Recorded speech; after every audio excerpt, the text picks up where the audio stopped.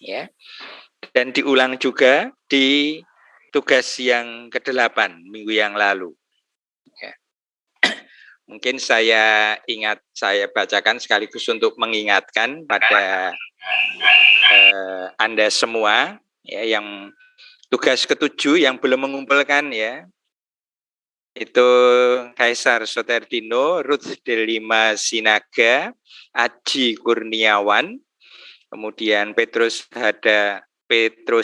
Hadatama, kemudian Fernandus Alfredo, kemudian Agustinus Trio Purnomo, Valentinus Febri, kemudian Franciscus Assisi, lalu Valentinus Wahyu Prabu, ya, yang belum mengumpulkan tugas yang ke-7. Kemudian juga diulang lagi di tugas yang ke-8, masih ada juga mengenai kebangkitan Yesus Kristus. Itu ada 1, 2, 3, 4, 5, 6, 7 juga yang belum mengumpulkan tugas, gitu ya.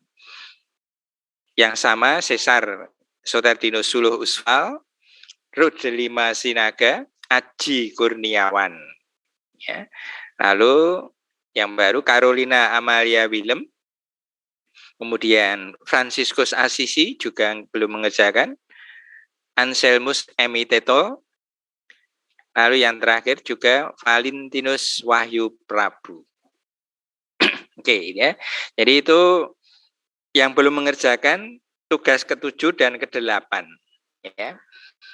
Silakan Anda mau tidak mengerjakan ya silakan saja. Yang jelas saya sangat menghargai mereka yang mengerjakan tugas itu dan mengumpulkannya. Ya. Karena sekali lagi tugas itu nanti juga akan membantu ya, manakala nilai akhir Anda nanti, nilai final Anda itu akan sangat juga dipengaruhi oleh tugas-tugas yang Anda kerjakan.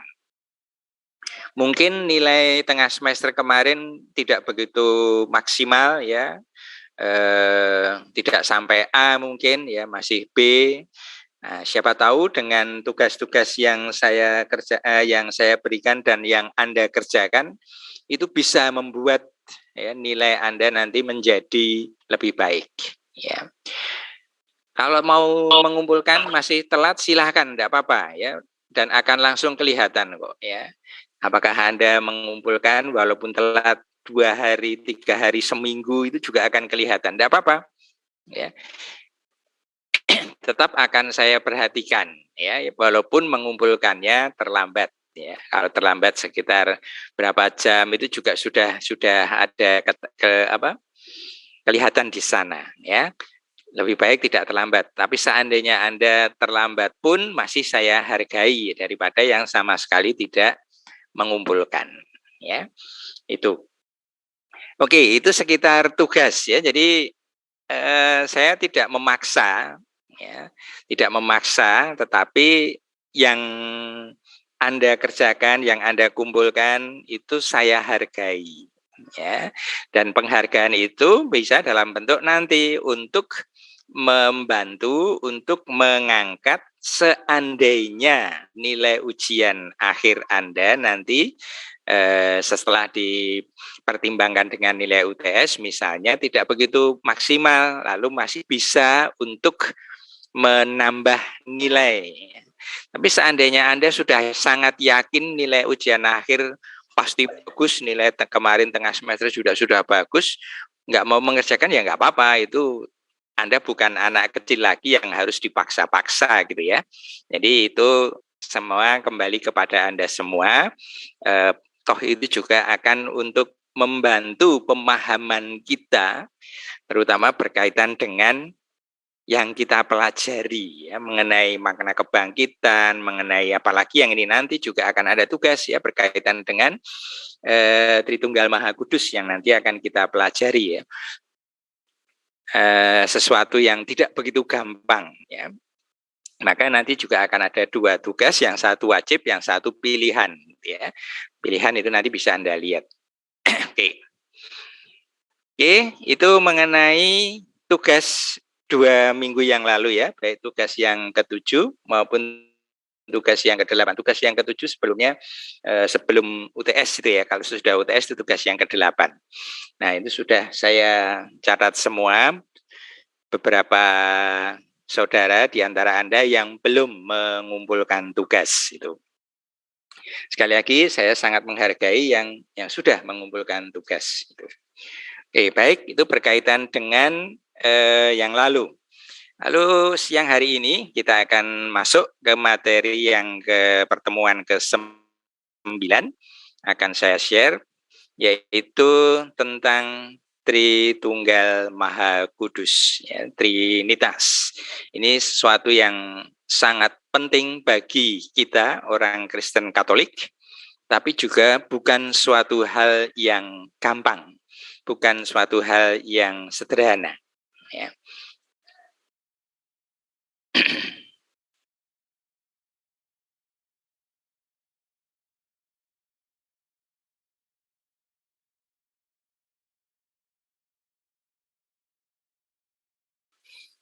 Oke, apakah sudah kelihatan? Sudah, Pak. Sudah, Pak. Makna Tritunggal Maha Kudus. Oke. Nah, di awal sudah ada pertanyaan ini, sudah ada bahan untuk Anda bicara. Ya. Yang pertama, apa yang Anda ketahui tentang Tritunggal Maha Kudus? Ya, lalu langsung disambung dengan ini.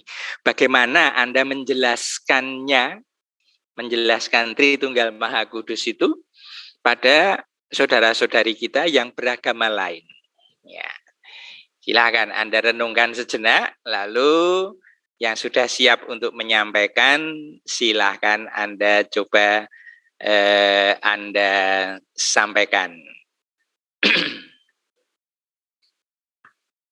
Atau mungkin ada yang sudah langsung siap, saya Pak mau mencoba menyampaikan yang saya ketahui tentang Trinitas dan bagaimana saya menyampaikan atau menjelaskan pada orang yang beragama lain. Siapa mau mengawali? Silakan.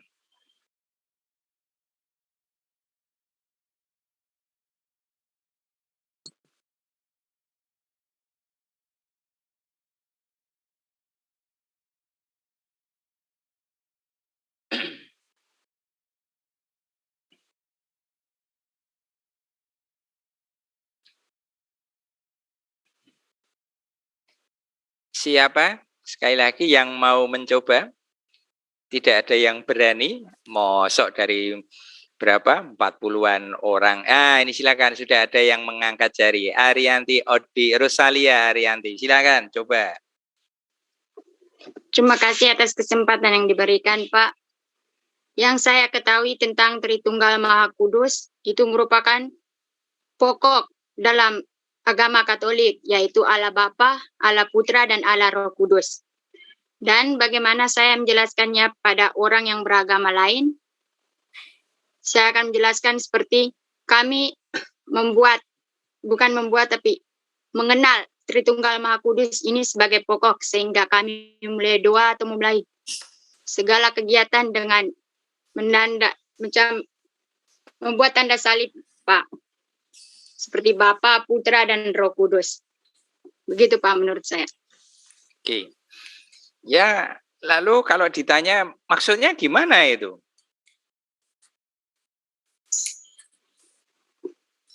Maksudnya itu sebagai pedoman atau panduan dalam macam sebelum melakukan sesuatu hal.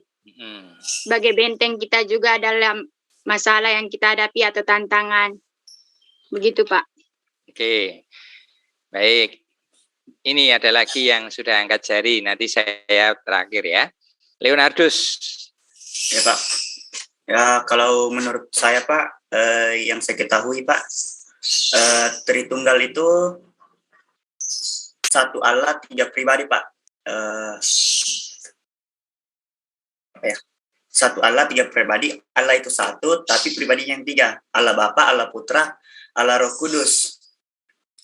Nah, sering juga ditanya teman-teman biasa waktu masih SMA, yang beragama Muslim, kenapa Allahnya Katolik itu ada tiga, Allah Kristen itu ada tiga. Saya biasa jawab, saya jawabnya gitu Pak. Allahnya itu satu, tapi pribadinya tiga. Saya ambil perumpamaan kopi. Kopi itu satu, tapi dalam kopi itu ada gula, air dan kopi. Tapi kadang juga saya sampaikan bahwa tidak selamanya kita dapat jelaskan dengan pikiran kita. Terserah mereka mau terima atau tidak, tapi itu pemahaman kita. Satu Allah tiga pribadi, seperti yang di dalam kitab suci tertulis, aku dan Bapa adalah satu. Itu aku adalah jalan kebenaran gitu Pak, yang saya pelajari. Oke, baik, Leonardus. Apa ada lagi yang lain yang mau mencoba menjawab, menambahkan mungkin dari yang sudah disampaikan dua saudara-saudari kita itu? Yang lain siapa?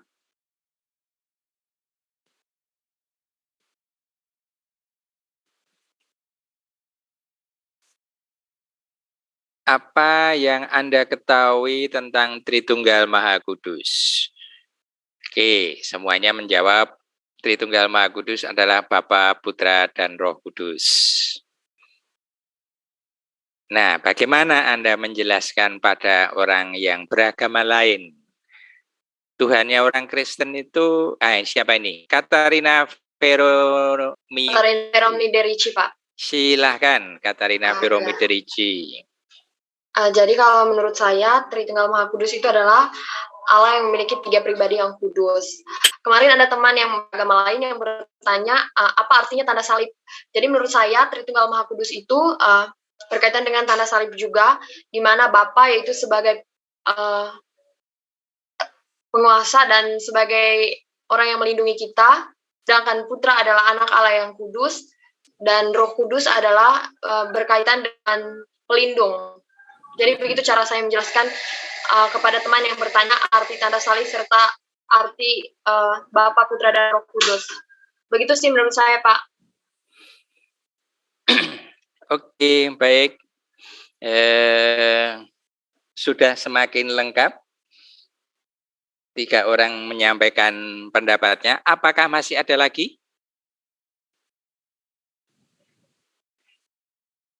yang mau menambah lagi berkaitan dengan apa itu Tritunggal Maha Kudus, ya pokok iman kita itu. Nah, lalu bagaimana kita menjelaskan pada orang yang beragama lain, ya mengatakan bahwa orang Kristen Katolik itu Tuhannya 3, bahkan Tuhannya 4 tambah Maria lagi gitu ya.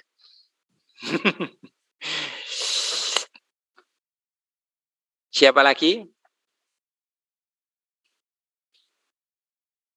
Ini masih mau menambahkan Katarina Veromi atau sudah cukup? Oh, masih resen? Ada lagi yang lain yang mau menambahkan? Mencoba menjelaskan?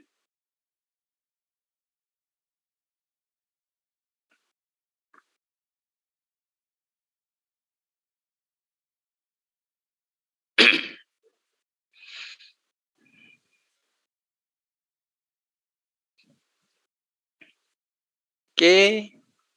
Atau cukup? Teman-teman yang lain? Anda itu banyak loh ya, 40-an loh. Masuk hanya 3 yang berani mencoba menjawab. Yang lain gimana ini? Kalau ditanya teman Anda, pasti Anda punya teman yang beragama lain kan? Jauh lebih banyak gitu ya daripada Anda yang hanya ber-40-an atau 44 itu. Bagaimana Anda menjelaskan itu? Kalau diajak, atau bukan diajak ya, kalau ditanya seperti tadi, Tuhanmu itu 4 ya. Lalu bagaimana Anda menjelaskan itu?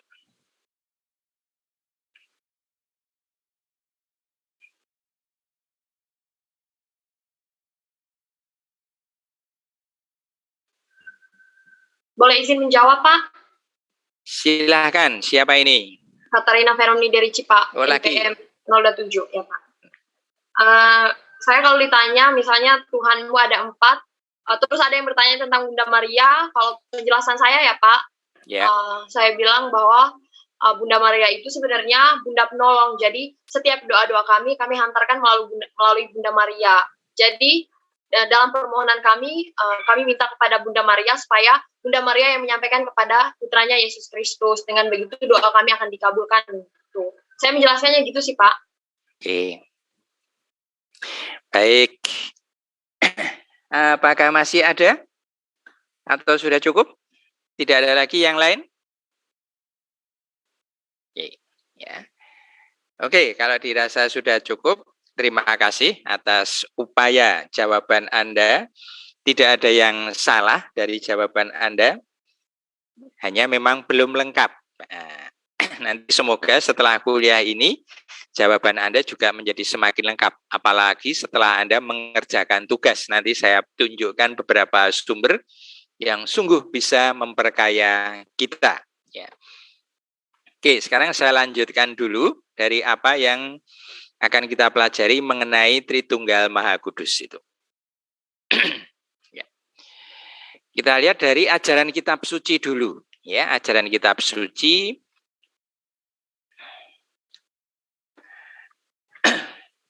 Di dalam Perjanjian Lama itu juga sudah ada ya dari kitab Amsal 8:22-30. Nanti silakan Anda cek sendiri ya. Saya tidak membuka di sini supaya menghemat waktu. Hikmah atau kebijaksanaan abadi yang diciptakan Allah sebelum segala ciptaan diciptakan. Ya, ini tentang Allah yang menciptakan gitu ya. Lalu di dalam Perjanjian Baru itu cukup banyak ya berkaitan dengan Tritunggal Maha Kudus itu ya. Dari Injil Sinoptik ya Markus, Lukas, Matius itu ada semua ya. Juga dari Injil Yohanes ya, Yohanes 1:1-18 itu ya. Dalam amanat perpisahan Yesus ya, Yohanes 14-17 ya. Roh Kudus diperkenalkan sebagai yang berasal dari Bapa ya. Yohanes 15:26. Dan diutus oleh Putra, Yohanes 16:7 ya, supaya melanjutkan sepanjang segala zaman apa yang telah dimulai oleh Putra. Ya. Yesus berjanji kepada murid-muridnya, Sang Penghibur, yaitu Roh Kudus, yang akan diutus oleh Bapa atas namaku. Atas namaku di sini berarti Yesus ya, akan mengajarkan segala sesuatu kepadamu. Nah, dari Injil Yohanes ini jelas sekali ya, ada 3, seperti tadi yang Anda katakan, 3 pribadi ya. Ada Bapa, ada Putra, ada Roh Kudus ya. Nah, lalu puncak uraian yang bercorak trinitaris ya, trinitaris itu ya Tritunggal Maha Kudus itu terdapat dalam doa Yesus ya sebagai Imam Agung. Itu pada Yohanes 17. Nah, ini ajaran dari kitab suci ya. Jadi gereja atau kita tidak mengada-ada ya. Dasarnya adalah kitab suci, baik Perjanjian Lama maupun Perjanjian Baru ya. Oke, ini yang pertama. Lalu kita lanjut masih di dalam Perjanjian Baru, di dalam Kisah Para Rasul itu juga jelas, Kisah 7:55-56. Nah, kemudian yang banyak juga di dalam surat-surat Santo Paulus ya. Dalam surat-surat Santo Paulus terdapat banyak rumusan yang bercorak trinitaris. Ya, nanti bisa Anda lihat pada sapaan pembukaan maupun juga di akhir dari surat itu ya. Nah, dari beberapa uraian itu jelas sekali bahwa ajaran mengenai Allah Tritunggal bukanlah suatu teori yang diwahyukan secara lengkap oleh Yesus atau para rasul ya. Melainkan rangkuman karya Allah yang dilaksanakan dalam Kristus dan Roh Kudus. Ya. Jadi rangkuman karya Allah, Allah sebagai pencipta, Putra sebagai penebus ya, yang melaksanakan kehendak Allah di dalam Roh Kudus. Ya. Oke, ini awal ya, ajaran dari kitab suci. Kita lanjut sekarang ajaran gereja tentang Allah Tritunggal. Nah, dari pembahasan Alkitabiah, Alkitabiah adalah yang berdasar pada kitab suci yang tadi, kiranya sudah jelas bagi kita bahwa keselamatan kita peroleh dari karya Allah yang trinitaris. Karya Allah yang tunggal dan tiga pribadi itu. Keselamatan adalah anugerah Bapa, seperti tampak dalam cinta kasih Putra yang menyerahkan nyawanya bagi kita. Keselamatan ini disampaikan sebagai kehidupan abadi oleh Roh Kudus. Ya. Jadi anugerah keselamatan itu adalah anugerah dari Allah Bapa. Yang dijalankan, anugerah itu dilaksanakan, dijalankan dalam cinta kasih Putra, dalam cinta kasih Yesus yang menyerahkan nyawanya bagi kita. Ya. Jadi anugerahnya dari mana? Dari Bapa. Bentuknya seperti apa? Wujudnya seperti apa? Yaitu wujudnya Yesus yang menyerahkan nyawanya. Nah, ini karya ini berlaku dalam Roh Kudus. Nah, kebenaran sejarah ini terus-menerus direfleksikan secara teologis oleh gereja. Ya, jadi refleksi Tritunggal itu merupakan refleksi teologis untuk menangkal ajaran-ajaran sesat yang muncul pada waktu gereja-gereja awal, ya, gereja. Nah, gereja terus-menerus mencoba merumuskan rumusan Allah Tritunggal atau penjelasan itu untuk menolak atau menangkis ajaran-ajaran yang tidak benar. Ada ajaran yang, wah, Yesus itu tidak manusia, Yesus itu hanya Allah biasa, hanya Allah saja. Atau sebaliknya juga, Yesus itu bukan Allah, Yesus itu manusia yang hadir secara sejarah real. Atau ajaran sesat yang lain lagi. Ya. Nah, ini lalu gereja merumuskan ajaran Tritunggal antara lain untuk menangkal beberapa ajaran-ajaran sesat itu. Oke. Nah, sekarang menyangkut rumusan, ya, menyangkut definisi itu. Segala usaha untuk merumuskan sesuatu tentang Allah itu selalu terbatas. Selalu masih dapat dirumuskan dengan lebih baik. Ya, jadi perlu sewaktu-waktu diperbaharui justru supaya tidak malah mempersempit atau memalsukan apa yang sebenarnya mau dijelaskan. Kita lihat ini kata-kata rumusan itu selalu bersifat analogis. Ya. Kata-kata rumusan menyangkut Tritunggal Maha Kudus harus dipahami dalam konteksnya. Ini saya baca dulu ya, nanti kita terangkan. Saya terangkan. Rumusan satu Allah tiga pribadi, ya, bentuk bahasa rumusan ajaran tentang Tritunggal berasal dari abad ketiga dan keempat, yakni dari masa antara Konsili Ekumenis Nicea I dan Konstantinopel, ya, 325 dan 381. Lalu Santo Basilius Agung, Gregorius dari Nazianz, Gregorius dari Nisa pada abad keempat di Kapadosia yang sekarang ini disebut Turki, memprakarsai rumusan. Ya. Mereka merumuskan bahwa hidup ilahi yang satu dan sama itu dijalankan, ya, oleh Bapa sebagai pemberi, Putra sebagai penerima, dan Roh Kudus yang berasal dari Bapa dan Putra. Oke, jadi yang pertama adalah menyangkut rumusan, ya, menyangkut definisi. Jadi kalau kita merumuskan sesuatu tentang Allah, itu tidak mungkin bisa persis, tidak mungkin bisa jelas, tidak mungkin bisa kita terima dengan nalar biasa. Karena apa? Karena pertama, Allah itu adalah sesuatu yang sangat tidak terbatas, kan? Sementara kita manusia itu sangat terbatas. Bahasa kita itu sangat terbatas. Otak kita juga sangat terbatas. Maka tidak mungkin kita yang terbatas ini mau menjelaskan Allah yang luar biasa tidak terbatas.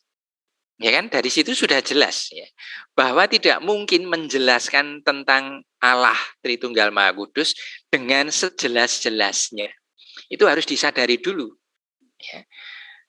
Ya karena apa? Karena kita memang terbatas. Kita sebagai manusia, sebagai makhluk ciptaan, apalagi dengan bahasa yang sangat terbatas, untuk mau menjelaskan sesuatu yang tidak terbatas, kan tidak mungkin. Ya. Nah, lalu rumusan-rumusan itu selalu dapat dirumuskan lebih baik. Ya, selalu dapat dirumuskan dengan ditambahi terus gitu ya, dari tahun ke tahun, dijelaskan lagi, ditambahi lagi, dijelaskan lagi, ditambahi lagi, dan seterusnya. Ya, itu. Supaya apa? Supaya itu tadi, justru rumusan itu tidak mempersempit atau memalsukan apa yang sebenarnya mau dijelaskan. Ya. Maka kalau ada orang yang mengklaim bisa menjelaskan dengan sangat jelas mengenai Trinitas, mengenai Allah, itu malah diragukan ini. Ini penjelasan atau malah palsu itu ya. Apalagi orang lain, apalagi orang beragama lain yang tidak percaya pada itu, mau menjelaskan, wah sama sekali itu tidak bisa menjelaskan apa-apa itu. Orang kita saja yang percaya, ahli-ahli teologi, romo-romo, dosen-dosen teologi itu pun mengatakan bahwa kita tidak bisa menjelaskan dengan sejelas-jelasnya. Apalagi orang lain yang beragama lain yang tidak tahu banyak tentang kita ngomong mengenai Allah Tritunggal, sama sekali nggak perlu didengarkan kalau itu. Ya. Alasannya ini tadi ya, kata-kata rumusan itu bersifat analogis. Ya, sama seperti tadi menjelaskan saudara siapa tadi, Leonardus. Dia menjelaskan dengan kopi susu. Ya, ada kopi, ada susu, ada gula, ada air, dicampur jadi satu. Hakikatnya satu, kopi susu, lalu terdiri dari 3. Itu bahasa analogi. Ya. Tapi tidak persis Allah seperti kopi susu, nggak mungkin kan? Itu hanya bahasa untuk menjelaskan. Sama seperti saya sebagai dosen di kampus dengan Anda sebagai dosen, saya di rumah sebagai bapak, saya di kampung sebagai apa misalnya sekretaris RT, saya di gereja sebagai ketua bidang liturgi atau sebagai pengurus ini itu dan sebagainya. Hakikatnya satu, saya pamungkas. Tapi fungsi saya di kampus sebagai dosen, di rumah sebagai bapak keluarga, di gereja sebagai ketua bidang liturgi yang ngurusi liturgi, di kampung sebagai sekretaris RT atau pengurus apa yang lain. Hakikatnya satu, fungsinya bisa macam-macam, pribadinya bisa macam-macam. Itu pun juga analogis, tidak persis Allah seperti ini, nggak bisa. Itu hanya bahasa kita untuk menjelaskan sesuatu yang di luar kemampuan kita. Nah, lalu muncul rumusan-rumusan itu, rumusan seperti yang sekarang kita pahami itu, sekali lagi, menyangkut Tritunggal itu harus dipahami dalam konteksnya. Konteksnya apa? Konteksnya adalah untuk menangkal ajaran-ajaran yang tidak benar mengenai Allah Bapa, Allah Putra, Allah Roh Kudus. Ya. Jadi ini harus kita pahami dulu ya, rumusan itu tidak persis selalu ya, karena sekali lagi keterbatasan kita manusia yang serba terbatas mau merumuskan sesuatu yang sangat tidak terbatas Allah yang luar biasa itu ya. Nah, gereja dipaksa membuat bukan dipaksa ya, memaksa membuat rumusan-rumusan walaupun terbatas untuk sekali lagi menangkal ajaran-ajaran, aliran-aliran sesat yang pada waktu itu muncul. Nah, nanti kalau Anda mempelajari dalam tugas yang saya berikan, Anda akan melihat, ternyata sekitar tahun abad-abad pertama itu banyak sekali ajaran-ajaran sesat yang mengatakan demikian, bahwa ya semacam-macam berkaitan dengan Allah Tritunggal Maha Kudus. Maka gereja tetap membuat rumusan yang berfungsi atau ditujukan pertama-tama untuk menangkal ajaran-ajaran itu, dan itu berkembang terus dari waktu ke waktu ya, selalu dirumuskan menjadi lebih baik lagi. Oke. Nah, itu ya. Lalu kita lanjut dulu.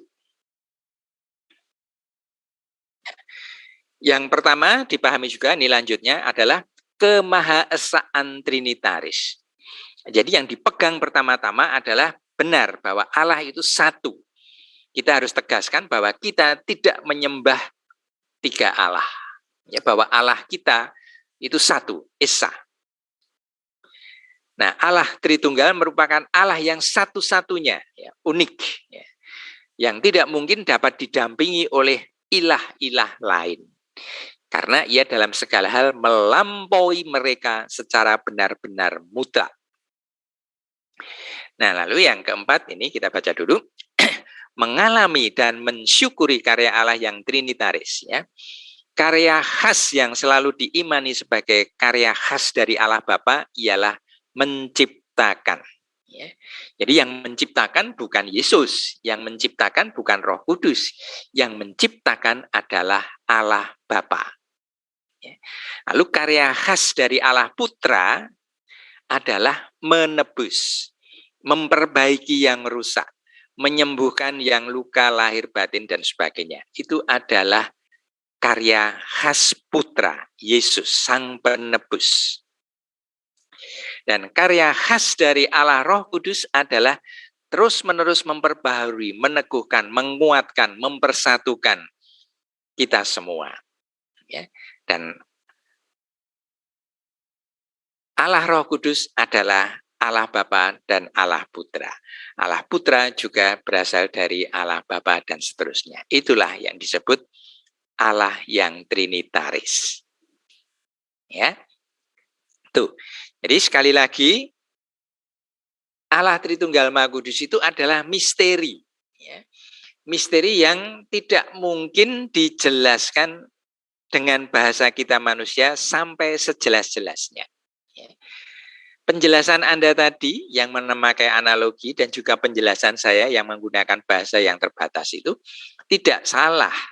Ya. Tetapi tidak lalu mutlak benar seperti itu yang harus dipegang. Ya. Penjelasan dari romo-romo manapun itu juga tidak salah. Tetapi tidak boleh kita pegang mutlak itu yang paling benar. Enggak. Ya. Karena yang paling benar seperti apa? Enggak ada yang tahu. Karena apa? Karena Allah itu misteri. Nah, kita mencoba mendekati misteri itu dengan segala kemampuan kita, dengan segala keterbatasan kita membaca macam-macam, kita mendengarkan macam-macam, lalu mencoba memahami misteri Allah Tritunggal itu. Nah, ini yang perlu kita sadari sebagai orang yang apalagi Anda, kita semua ya sudah mahasiswa, sudah bisa berpikir dengan logis, sudah bisa memahami. Ya itu ini. Tapi kalau saya menjelaskan pada anak kecil nggak mungkin seperti ini. Ya, karena susah untuk dipahami itu ya. Ya. Tapi untuk Anda, saya yakin Anda bisa memahami ini, gitu ya. Oke, kita lanjut dulu. Nah, ternyata sudah selesai. Ya, saya mundur dulu. Ini ada tugasnya nanti. Oke. Nah, jadi saya kembali ke yang tadi.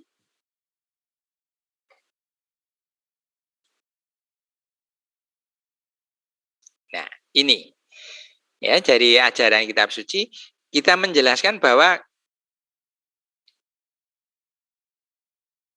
Tritunggal itu lebih merupakan rangkuman karya Allah yang dilaksanakan oleh Kristus dalam Roh Kudus atau dalam Kristus dan Roh Kudus. Ya. Jadi kita tidak perlu memusingkan rumusan itu, ya. Tetapi lebih mudah memahami bahwa kita semua ini mengalami karya Allah Tritunggal Maha Kudus. Bahwa Allah menciptakan kita, bahwa Putra menyelamatkan kita, bahwa keduanya itu berlangsung dalam Roh Kudus. Nah, maka disebut kita punya Allah Tritunggal Maha Kudus. Allahnya tetap satu, kita tetap pegang kepercayaan bahwa Allah itu esa, bahwa tidak ada Allah-Allah yang lain. Nah, kalau Bunda Maria, nah seperti tadi yang sudah dijawab dengan cukup baik dari Mbak Katarina Meromi Derici tadi, Bunda Maria adalah Bunda Yesus. Ya. Yesus adalah Allah, maka Bunda Maria mendapat gelar juga Bunda Allah.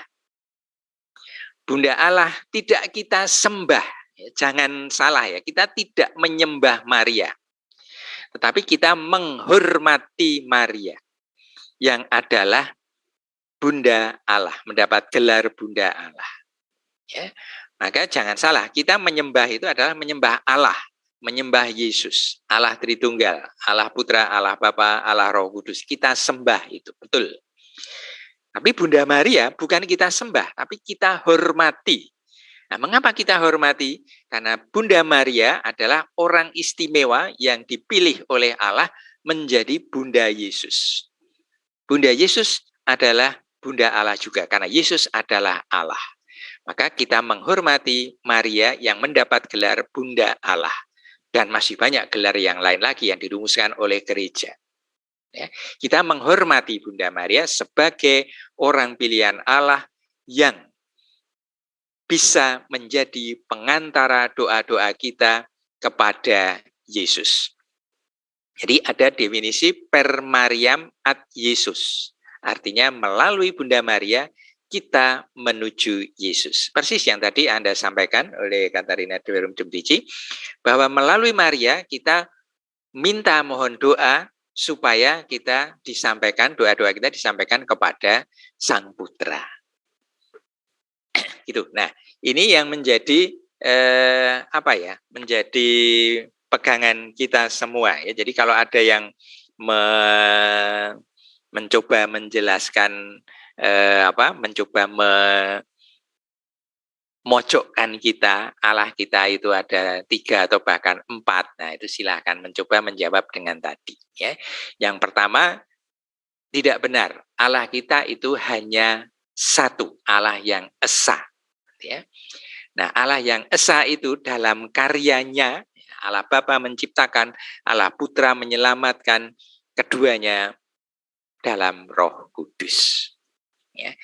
Nah, Anda boleh juga menggunakan bahasa-bahasa analogi seperti tadi, ya.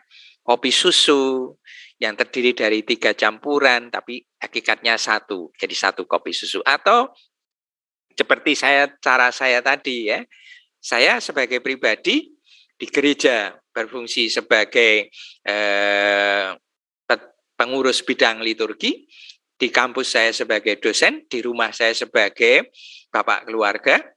Ya, di tempat lain lagi saya berfungsi sebagai orang lain lagi, misalnya sebagai sekretaris RT atau sebagai pengurus yang lain lagi ya. Tapi saya tetap satu, pamungkas gitu ya. Anda pun juga bisa demikian ya. Anda punya fungsi apa di tempat yang lain, lalu Anda sebagai mahasiswa, Anda sebagai kakak dari adik atau sebagai adik dari kakak Anda sebagai apa tapi hakikatnya Anda sendiri satu. Ya. Tidak yang lain lagi. Nah, tapi tetap harus dicatat bahwa penjelasan-penjelasan kita itu tidak sepenuhnya benar, ya, karena kita tidak mungkin menjelaskan Allah yang begitu luar biasa. Sementara bahasa kita, sementara kita sebagai manusia itu sangat terbatas. Mosok mau menjelaskan sesuatu yang tidak terbatas. Ya, jadi, tapi bukan berarti lalu terus ngomong kosong berarti semuanya. Ya enggak, kita bisa mencoba memahami seperti itu tadi.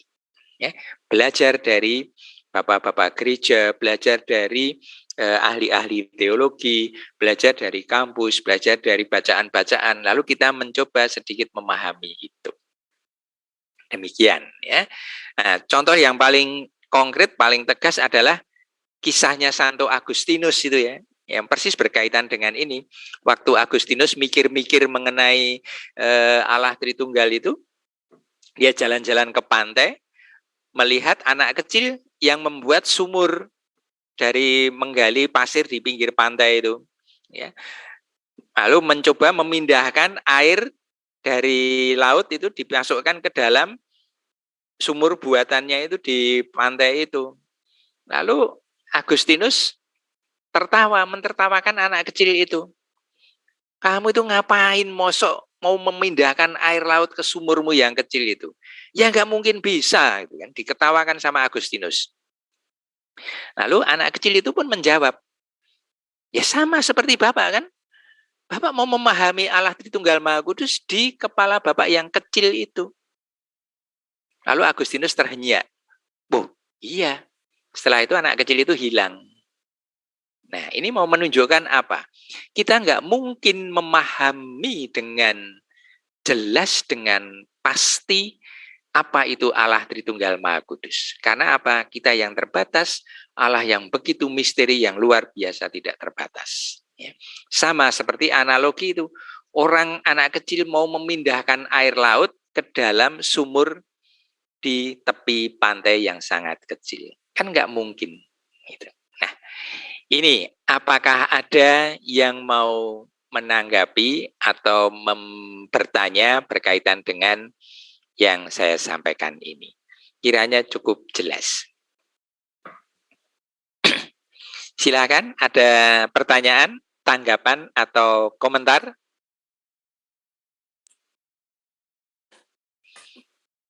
Izin Pak, Silakan, Leo. mau nanya Pak, ini Pak, ini sering dapat pertanyaan kan dari teman-teman, ya terutama yang teman-teman Muslim. Itu kan kalau kita ngejelasin itu kayak Tritunggal gini kan Pak, kita ngejelasinnya itu berpatokan dengan kitab suci Pak. Nah mereka itu apa ya?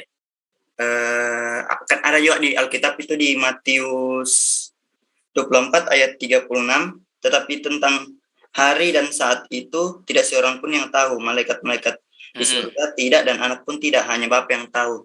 Nah, itu, kadang teman-teman dari agama lain itu nanya, itu Yesus itu kan Tuhan, tapi kenapa dia tidak tahu gitu Pak, yang tentang hari kiamat gitu.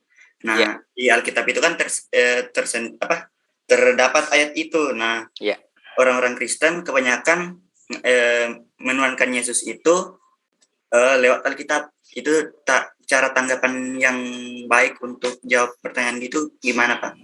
Oke, ya. Yang pertama, teks itu yang Anda kutip tadi, yang Anda bacakan itu dipakai untuk, kalau tidak keliru bacaan, kalau nggak minggu kemarin, minggu sebelumnya. Itu konteksnya adalah tentang hari akhir, ya, hari kiamat, ya kan? Itu konteksnya adalah tentang hari akhir atau hari kiamat. Nah, itu persis yang sedang kita renungkan sekarang ini, masa Advent ini. Masa Advent ini kan menantikan kedatangan Yesus, ya kan? Tapi pada umumnya kedatangan Yesus itu kita pahami ketika Yesus lahir di Bethlehem, itu kan? Kita menantikan masa Natal itu kan. Tapi sebenarnya kedatangan Yesus itu ada 2 kali. Ya. Bahkan ada Romo yang menyampaikan juga kedatangan Yesus itu berkali-kali. Setiap kali di Ekaristi itu kedatangan Yesus, ya, karena tubuh dan darah berubah menjadi Yesus. Yesus datang kesekian kalinya. Ya. Nah, kita pakai yang umum bahwa Yesus itu akan datang kedua kalinya, yaitu pada hari kiamat. Nah, hari kiamat itu bisa kita pahami juga sebagai hari kiamat. Ada 2 juga, yaitu hari kiamat yang bersamaan semuanya, akhir zaman. Kapan itu? Enggak ada yang tahu. Bahkan Yesus pun tidak tahu. Nah, akhir zaman yang secara pribadi itu adalah ya kematian kita. Ya kan? Mungkin kita tidak mengalami akhir zaman yang semuanya, yang dunia hancur. Kiamat itu kita nggak mengalami, tapi kita mengalami kiamat kita masing-masing. Kita mengalami akhir zaman kita masing-masing, yaitu apa? Kematian kita. Nah, kematian kita pun nggak ada yang tahu. Apakah Anda bisa menjamin Anda nanti setelah selesai kuliah ini pergi keluar masih tetap selamat? Tidak ada yang tahu. Apakah saya nanti setelah pulang dari kuliah ini di jalan terjadi apa? Nggak ada yang tahu. Nah, karena kita semua nggak ada yang tahu, bahkan anak putra pun nggak ada yang tahu, gitu ya, kapan hari kiamat terakhir itu. Yang tahu adalah Bapa, Sang Pencipta itu. Nah, kalau akhir dari masing-masing kita ini pun nggak tahu, maka saran kita semua, saran gereja adalah berjaga-jaga. Justru karena kita tidak tahu, maka kita harus berjaga-jaga. Kalau kita sudah tahu persis kapan kita akan mati, Oke, saya berjaga-jaganya nanti setelah saya akan mati itu ya. Sekarang saya bisa santai-santai, sekarang saya bisa seenak perutnya sendiri gitu ya. Tapi kan nggak ada yang tahu, maka anjuran gereja atau kita semua diharapkan untuk berjaga-jaga setiap saat. Karena apa? Karena kita tidak tahu kapan datangnya kematian kita atau hari kiamat kita atau akhir zaman kita itu. Nah, ada banyak bagaimana kita mempersiapkan kedatangan itu ya di masa Advent inilah salah satunya kita merenungkan terus, mempersiapkan dengan lebih baik, berjaga-jaga itu. Ya, berjaga-jaga itu bisa menghindari dari hal-hal yang tidak baik, juga bisa juga menambahkan hal-hal yang positif, yang baik. Ya. Kalau di bacaan kemarin yang menjadi bahan renungan minggu pertama Advent itu jelas ya. Kita diharang tidak atau menghindari mabuk-mabukan, menghindari pesta pora yang berlebihan, menghindari kekhawatiran ya. Di sisi lain kita menambah kedekatan dengan doa, menambah puasa dan pantang kita untuk mendekatkan diri pada Allah. Nah, itu berjaga-jaga. Dan jangan lupa ya, mungkin pernah saya sampaikan, saat terakhir yang menentukan itu adalah saat kematian kita. Ya, pernah kan Anda juga yang menjawab kalau tidak keliru tentang penjahat yang disalib bersama Yesus itu, orang yang sangat jahat ya, orang yang menerima hukuman salib pada waktu itu adalah betul-betul jahat, kecuali Yesus ya. Yesus kan menerima nasib disalib itu kan karena menebus dosa-dosa kita. Tetapi dua penjahat di samping kanan kiri Yesus itu adalah orang yang sangat jahat itu ya. Lalu yang satu mengatakan pada Yesus itu kan bertobat kan, begitu kenal Yesus lalu menyampaikan mengajak minta untuk diampuni, minta untuk diajak gitu kan. Lalu apa kata Yesus itu? Pada saat ini juga Anda akan bersama dengan aku di Taman Firdaus. Maka saat penting bagi kita itu adalah saat terakhir menjelang kita mati. Ya. Jadi itu yang harus dipersiapkan ya. Maka doa Salam Maria itu, yang penutup doa Salam Maria itu apa? Salam Maria bersama Tuhan ya. Doakanlah kami pada saat kami mati. Ya kan? Kita minta pada Bunda Maria mendoakan pada saat kita mati. Karena saat kita menjelang mati itu saat yang menentukan apakah kita betul mau menerima Yesus dengan iman kita seperti sekarang ini, atau suatu ketika nanti kita mau meninggal, mau mati itu lalu kita menolak Yesus, bisa jadi. Ya. Maka beruntung kalau kita, saudara kita mati dalam keadaan yang wajar, yang dipersiapkan dengan minyak suci, dengan didoakan, dan seterusnya didampingi, itu sangat mungkin terus imannya terpelihara sampai meninggal. Yang susah, yang repot adalah kalau orang tiba-tiba meninggal, kecelakaan atau hilang atau apa, nah itu kita tidak tahu juga ya, karena itu sekali lagi itu di luar kemampuan kita. Ya. Tapi kita bisa belajar dari teman-teman dari gereja dari itu berjaga-jaga itu dari sekarang. Ya. Karena sekali lagi kita tidak tahu kapan saatnya kita itu, nggak ada yang tahu. Ya, itu penjelasan saya.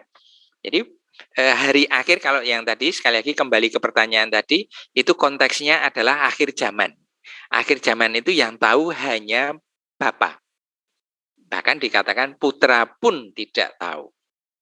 Ya, nah, itu konteksnya adalah akhir zaman, kiamat seluruhnya. Kapan itu? Enggak tahu. Gejala-gejalanya banyak ya, gempa bumi, macam-macam, kekacauan, macam-macam itu dalam kitab suci ada. Tapi kapan persisnya? Ya? Kalau Anda ingat mungkin ya, ramalan-ramalan orang dulu tahun 2000 itu ya, tahun 2000 angka yang bagus itu ya, nggak ada juga tahun 2000 lewat lagi, 2012 ya angkanya bagus itu ya, lewat lagi 2020 angkanya bagus itu, nanti akan ada gini ramalan itu ya, lewat lagi, nggak ada yang tahu ya, nggak ada yang bisa meramalkan persis kapan akhir zaman itu, nggak ada. Bahkan putra sendiri tidak tahu. Ya. Nah, justru karena tidak tahu, kita harus berjaga-jaga. Itulah anjuran gereja. Begitu? Silahkan. Ada yang lain mungkin komentar atau pertanyaan atau tanggapan? Silahkan. Tambahan sedikit, Pak. Ya. Kita kan sekarang sudah masuki masa Advent ya, Pak. Ya. Nah, itu boleh diperbolehkan pasang pohon Natal mulai sekarang atau gimana, Pak, kalau dari gereja, Pak? Atau Oke. ada pendapat pribadi, Pak? Ada yang lain mencoba menjawab sebelum nanti saya jawab dulu. Yang lain gantian dulu. Itu Fransiskus Paskah itu, silakan. Ya, Pak. Kalau saya sendiri ya, kalau pasang pohon Natal itu apa ya? Mungkin pas mendekati hari Advent keempat itu kan, Pak. Advent keempat, Pak. Pas mendekati Advent keempat. Kalau saya sendiri ya, Pak ya. Ya. Dan saya juga mau bertanya, Pak. Itu kan kalau di lilin ya, Pak.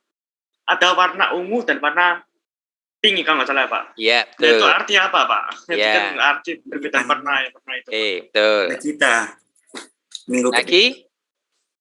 Yang lain? Saya, Pak. Andriani. Silakan. Siapa ini? Anggriani siapa ini? Anggriani 161, Pak. Tapi maaf saya nggak bisa on cam. Oke, nggak apa-apa. Iya, Pak. Atas pertanyaan yang tadi, siapa? Leonardus ya, Pak? Iya. Itu saya mau memberikan sedikit pengetahuan saya, Pak. Maksudnya saya tuh mendapatkan pengetahuan dari pastor sama romo yang waktu itu mengabdi di gereja di lingkungan saya. Yeah. Dan mereka itu sangat tidak menganjurkan, bahkan sampai dibilang marah juga bukan sih, Pak. Sampai dibilang seperti ini, gak boleh sama sekali masang pohon Natal, muter-muter lagu yang berbau-bau Natal sampai masa Advent itu selesai. Itu bagaimana ya, Pak? Betul. Saya tambahkan lagi sedikit, Pak. Silakan. Kayaknya kalau gini kan, terkadang banyak pendapat ya, Pak, dari pastor juga. Tapi gimana ya, kalau pohon Natal ini itu simbolnya merayakan atau justru kita menyambut kedatangan Yesus? Kan kalau lagu gitu kan kita kayak rayain kan Natal, itu liturgi. Nah ini pohon Natal ini termasuk ke dalam liturgi juga atau tidak, Pak? Oke, saya menggarisbawahi dua jawaban yang disampaikan tadi, Fransiskus Paskah dan juga Anggriani yang menyampaikan pendapatnya Romo yang memimpin di lingkungannya itu. Sangat setuju saya ya. Bahkan memang seperti itu ya. Kita gereja Katolik, ya, Kristen Katolik itu punya masa Advent ya. Itu masa untuk mempersiapkan dan itu 4 minggu. Ya, kurang lebih 4 minggu. Nah, itu kita sangat tidak dianjurkan untuk mengikuti Natalan sebelum hari Natalnya. Maka juga tidak diperkenankan mendengarkan lagu-lagu Natal sebelum masa Natal dan juga tidak memasang berbagai macam aksesoris hiasan Natal. Ya. Bahkan di gereja pun seharusnya gereja itu memasang hiasan Natal itu ya persis sebelum Natal ya, jangan sampai minggu Advent keempat itu sudah ada hiasan Natal. Itu saya pernah menentang juga ya, tidak dibenarkan karena ada dasarnya itu ya. Dasarnya adalah yaitu selama kita masa Advent, selama kita masa penantian itu ya betul masa penantian. Perkara orang lain, gereja Kristen yang lain itu sudah nyanyi-nyanyi, sudah Natalan, silahkan. Ya. Kalau Anda mau toleran, mau tidak enak kalau saya tidak hadir diundang Natalan itu, ya oke, enggak apa-apa, ya. Tapi Anda punya prinsip sendiri, tidak merayakan sendiri, ya. Tapi hadir hanya sebagai ya supaya tidak terjadi konflik aja, itu enggak masalah. Tapi gereja Katolik sendiri, kita semua sebagai orang Katolik sendiri, tidak pernah merayakan Natal sebelum hari Natal. Kalau ada gereja Katolik yang merayakan hari Natal, mengadakan pesta Natalan, laporkan itu. Pasti itu akan mendapat teguran. Tapi kalau Anda diundang, kita diundang, lalu menghadiri, silakan saja, nggak apa-apa. Itu mereka kan, kita bukan kita yang merayakan ya. Jadi itu. Ya, jadi saya sangat menggarisbawahi tadi dua pendapat terakhir. Lalu pertanyaan, kenapa ada lilin ungu dan lilin pink? Ya, lilin pink itu dipakai minggu ketiga. Minggu ketiga itu adalah minggu Gaudete. Minggu cinta kasih, harapan cinta kasih itu mendekati Advent. Mendekati Natal. Nah, itu juga yang kadang menjadi perbatasan antara 2 minggu awal ini adalah penantian hari kiamat, ya, kedatangan Yesus yang kedua. Lalu setelah itu minggu sukacita, ya, Gaudete, minggu sukacita, warna pink itu ditandai warna pink itu mendekati persiapan kelahiran Yesus yang pertama, bukan Yesus yang kedua. Itu memang ada, ya, warna itu, dan itu hanya penggunaan warna pink itu hanya setahun sekali itu saja di minggu ketiga Advent. Itu memang sebenarnya bukan masuk warna liturgi itu ya, tetapi khusus itu, hanya itu. Warna liturgi itu ya ada yang lain selain pink itu. Ungu, putih, hijau, merah itu ya. Tapi ada satu lagi pink itu. Pink itu dipakai setahun sekali, yaitu minggu ketiga Advent itu ya. Itu minggu Gaudete, minggu sukacita, karena sudah mendekati masa Advent, Natal. Pak, terima kasih Pak. Gitu. Silakan kalau ada yang lain lagi.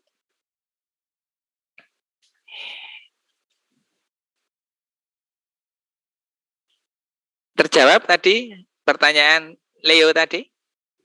Oke, ya. Nah, nanti kalau Anda mau tahu banyak, sebenarnya itu sekarang ini banyak sekali ya website Katolik ya. Maka kalau Anda mau mempelajari website Katolik ya, jangan YouTube yang apa? Yang asal-asalan dari orang bukan Katolik, orang mualah ngomong, itu nggak usah itu. Tapi dari website Katolik itu sangat bagus-bagus.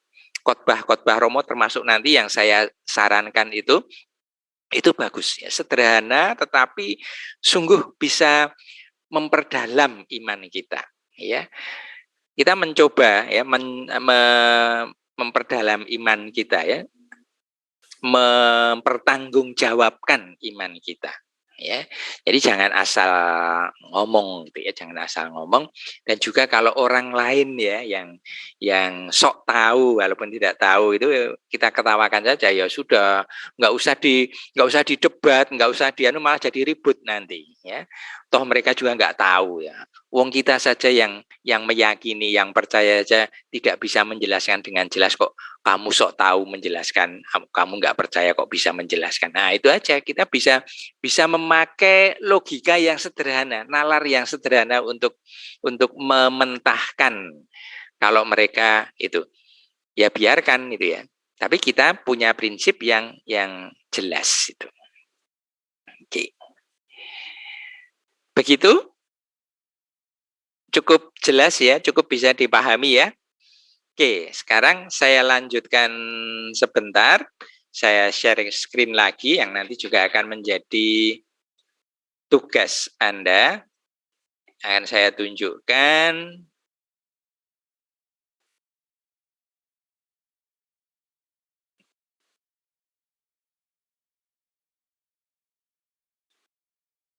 Apakah sudah kelihatan?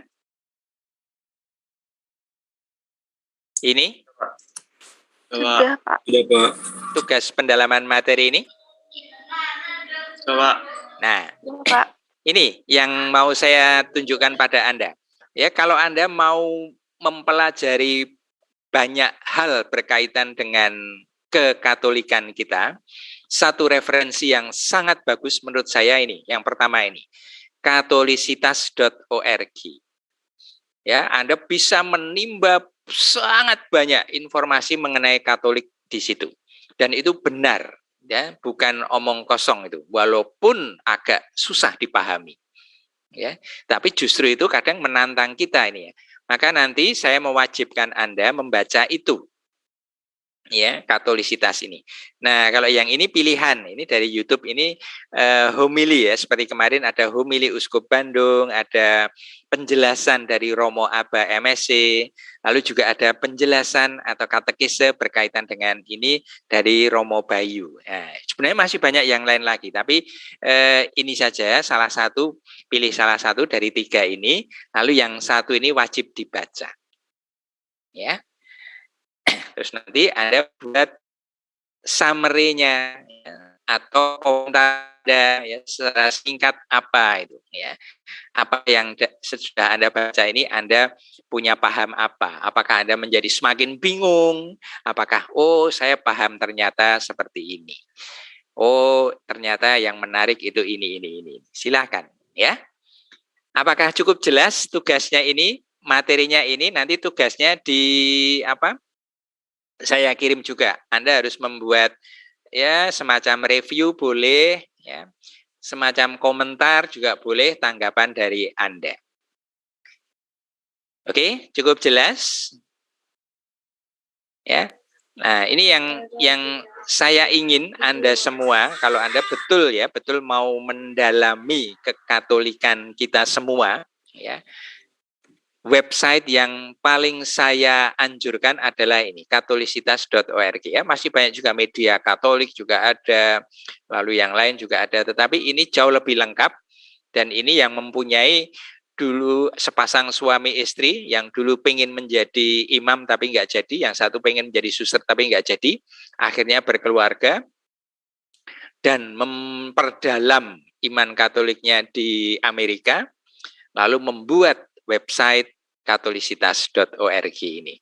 Lalu yang mengisi juga banyak orang romo-romo Katolik yang mengisi, mendukung web ini, katolisitas.org.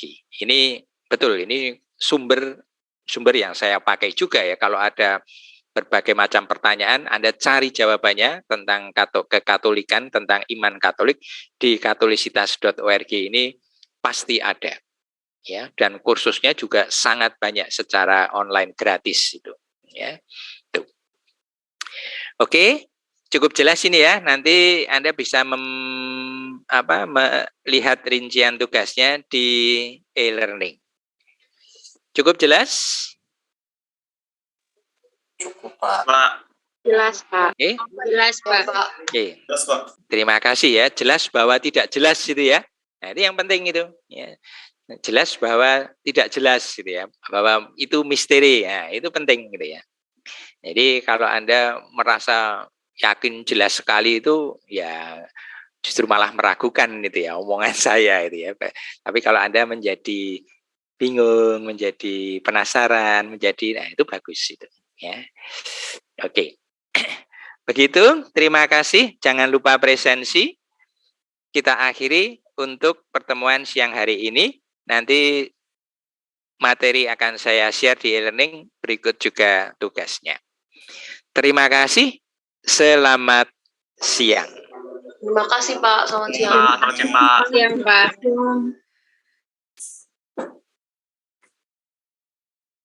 Terima kasih, Pak. Ya.